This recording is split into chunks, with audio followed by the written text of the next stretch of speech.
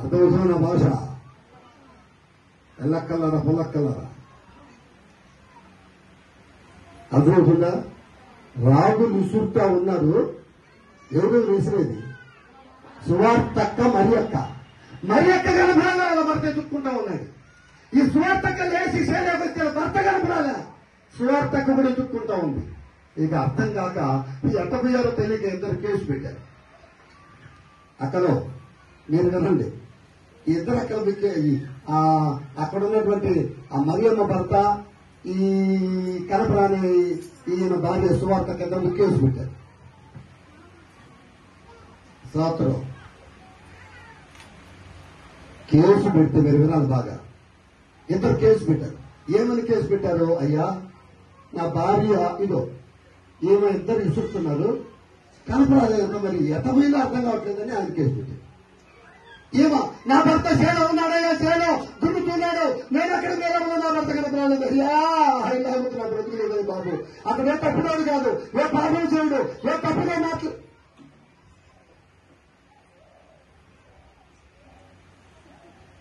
ఎటువంటి తప్పులు పొరపాట్లు చేసేవాడు కాదయ్యా. మా ఆయన చాలా మంచి ప్రార్థన పరుడు. ఒక్క ఆదివారం కూడా పోగొట్టుకోకుండా మందిరానికి వెళ్తాడయ్యా.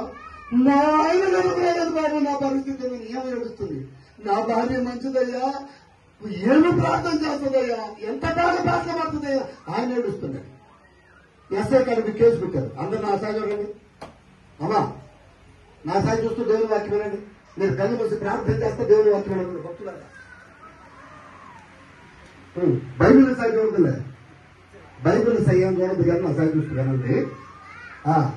కేసు పెట్టాను. ఏమో చెయ్యా నా భార్య కనుపలేదు, అయ్యా నా భర్త కనుపలేదు అని ఇద్దరు ఏడుసు కొట్టుకుంటున్నారు. ఆ ఎస్ఐ ఉండి మరి పిచ్చోళ్ళరా, రాత్రి నుంచి నా భార్య కనపరాలని నేను బాధపడుతున్నాను అన్నారు. రాత్రి నుంచి వాళ్ళ భార్య కనపరాల, ఎస్ఐ భార్య. వాళ్ళ భార్య ఏమైందో తెలియదు.